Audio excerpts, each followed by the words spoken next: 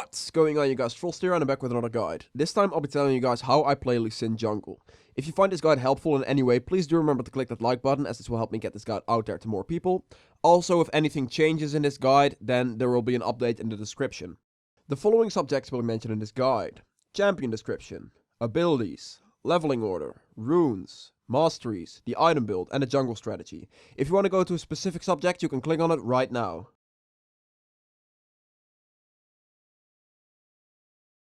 Champion description. Lee Sin is a strong fighter who has the potential to be an assassin as well as a tank. He is a very strong early game champion because he pretty much outdamages any jungler.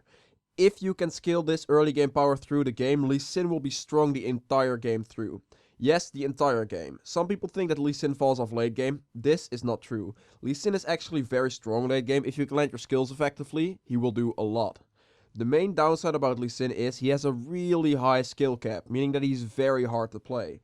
But if you can play him, he will pretty much be able to carry 90% of your games. If you want to play a champion that is really strong with a high skill cap, Lee Sin is definitely the champion for you. Lee Sin's abilities. His passive, Flurry. After using an ability, Lee Sin's next two basic attacks within 3 seconds gain 40% attack speed and return 20 energy on the first hit and 10 on the second. His first ability, Sonic Wave and Resonating Strike. Sonic Wave is a single target linear skill shot. When it hits an enemy, it deals physical damage and grants True Sight for 3 seconds.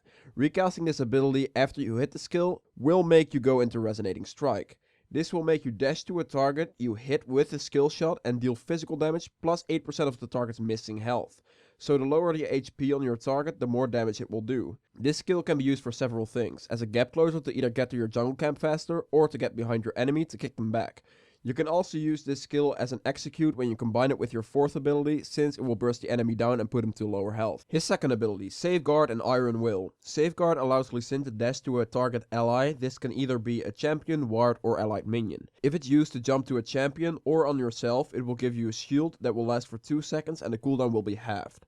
If you cast this again within 3 seconds, you can activate Iron Will. This will give Lee Sin bonus lifesteal and spell vamp for 4 seconds. The lifesteal and spell vamp will increase the more points you put into the skill. This skill is used to get out of sticky situations by jumping over walls using a ward. And the Iron Will part of this skill is used to get more sustain in the jungle or any sort of team fight. His third ability, Tempest and Cripple.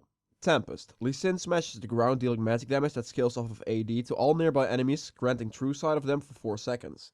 If this skill hits an enemy, you can cast it again within 3 seconds to use Cripple, which slows their movement speed for 4 seconds, decaying over the duration. This skill is mainly used for damaging enemies in ganks and slowing them down with it. You can also use this skill to make stealth champions useless, because you can keep vision over them even when they go invisible. His fourth ability, Dragon's Rage. Lee Sin roundhouse kicks an enemy champion, knocking them back and dealing physical damage. Enemies that collide with the targeted champion of this spell will also take the same damage dealt to the target initially by Lee Sin, plus bonus physical damage that is calculated from a percentage of their initial target's HP. This skill is used to either execute the enemy by combining it with your first ability, or you can use it to knock enemies into your team, or away from your team. This skill is the reason the famous Insect Lee Sin play exists. An Insect play is you Q to an enemy, put a ward behind them really fast, and then W onto that ward and kick them back into your team with this skill. Leveling these abilities. On screen right now you can see my leveling order for Lee Sin. I take Q on level 1 since this offers you the best initial camp clear. Then on level 2 I take my W for more sustaining clearing, and on level 3 I'll take my E for more damage. And to have all 3 of your skills to use your passive better. After this, I start maxing my Q first for the most damage in ganking and the lower cooldown on your gap closer for a faster jungle clear as well as better ganks. I max my E second because the damage I get from it will help me in clearing as well as doing more damage in ganking. Also, it gives you a higher slow percentage and this will make it easier for you to land your Q. I max my W last because as jungle Lee Sin you pretty much only use this for ward jumps or insect kicks. You never really use it to sustain past the very early levels, and of course you can take your R whenever possible. The runes. I go for 9 attack damage marks, 9 flat armor seals, 6 scaling CDR glyphs, 3 scaling magic resist glyphs, and 3 flat AD quints. I go for the flat AD in order to make your early game as strong as possible. Then I go for the 9 flat armor seals to take as little damage as possible from the jungle camps. I take 6 scaling CDR glyphs to get that extra 10% cooldown reduction late game and to help me cap out my cooldown reduction to 40%. And I take 3 scaling MR glyphs to get a bit of extra MR later in the game. The Masteries. I go for 12, 18, 0 on Lee Sin. In the Ferocity tree I take the increased damage and sustain. I go for Oppressor because Lee Sin has a built-in slow in his kit, so it will offer you a very early 2.5% extra damage. And in the cunning tree, I take the increased damage to minions and monsters into assassination. I take this because the other two options in this row aren't really that useful on Lee Sin, so assassination is your best choice. Then again for the increased damage and armor pen, and finish off with Thunderlord's Keystone. The reason I go for the Thunderlords on Lee Sin is because I much prefer having that extra burst damage instead of anything else. You can also take 12, 0, 18 and go the entire left side on the resolve tree into the Strength of Ages Keystone. Do this only if you want to be a more tanky Lee Sin. The item build. I have really only one item build for Lee Sin, but with a few variations. So to start off, you want to go for a Hunter's Machete and a refillable potion. After your initial clear, you want to go back and buy the Tracker's upgrade to your machete.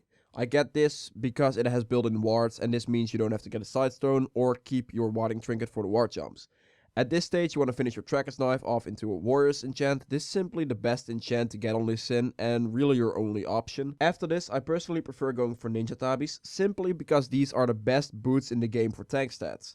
Alright, now at this moment you can do a few things. You can either go for a Black Cleaver as a first item, or Hydra. You can also get Hex Drinker at this point if you are against a lot of magic damage. You can get a Cleaver because it's the best armor pen item in the game right now, plus it also gives you health and a lot of CDR. You can get a Hydra for the massive sustain it offers you, plus the insane amount of wave clear and overall splash damage. Regardless of anything, you want to get yourself a Maw as your main magic resist item. Again, you can get a Hex Drinker much sooner if you're against a lot of AP damage. After finishing either your Cleaver and Maw or your Hydra and Maw, you want to get yourself some extra mobility and tank stats. So you want to go for a Deadman's Blade. After this, you can do a few things. If you went with the Hydra route, then you want to get yourself some more armor pen in the form of Black Cleaver. If you went for a Cleaver, then you should finish your build off with a Sterex. This might seem a bit strange, but it basically comes down to if you like Hydra on Lee Sin or not. You can have a few optional items in the form of Sidestone. If you don't want the Tracker's Knife, you can do Swiftness Boots if you're against a heavy slow team. And you can go Thornmill instead of Maw if you're against a full AD team. The jungle strategy. In the background right now you can see the jungle clear for both sides of the map. Whilst this is playing, I want to talk to you guys a little bit about ganking, invading and team fighting. When it comes to ganking with Lee Sin, you have a lot of options to do so. Because Lee Sin can come from pretty much every single angle since he can easily hop over walls with ward jumps. Also, when you're ganking, try to save your Q as long as possible and don't try to throw it from a massive distance. The general rule is hit your E first, then slow them, and at that stage try landing your Q, making it pretty much undodgeable. Also, if you keep your Q instead of just throwing it, then you can mind game your opponent and he might try to juke it and walk in random directions. Once you get level 6 on Lee Sin, ganking becomes really easy because you can simply insect someone into your teammate, making it a very easy kill to pick up. Another thing is, Lee Sin is great at invading early on. The reason for this is there is really no jungler that can actually outdamage Lee Sin in the early game if you play it correctly. So especially if you're against junglers like Amumu, Hecarim and other junglers that get quite low from the first clear, invading becomes really easy. And finally, teamfighting. Lee Sin is not that great in teamfights unless you have perfect engage with your kick, or if you can catch people out in any other way.